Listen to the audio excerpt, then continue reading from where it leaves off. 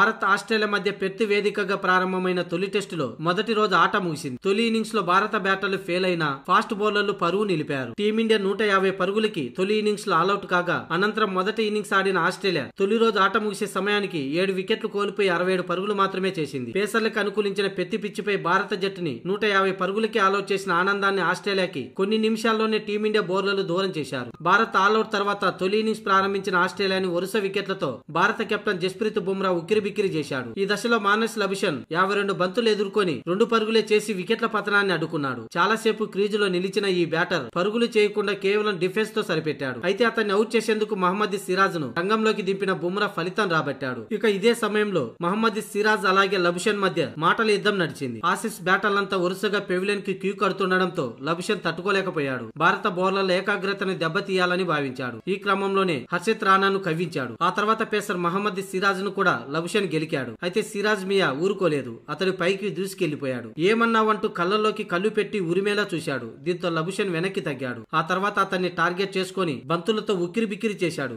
52 బంతులు ఎదుర్కొన్న లబుషన్ 2 పరుగులు మాత్రమే చేసి సిరాజ్ బౌలింగ్ లోని ఎల్బిడబ్ల్యూగా వెనుదిరిగాడు. ఇది చూసిన నెటిజన్స్ ఇది యంగ్ ఇండియా అని, రెచ్చగొడితే వదలరని కామెంట్ చేస్తున్నారు. స్లెడ్జింగ్ చేస్తే పోయిస్తారని, భారత్ జోలికి వస్తే మాత్రం మామూలుగా ఉండదని చెబుతున్నారు.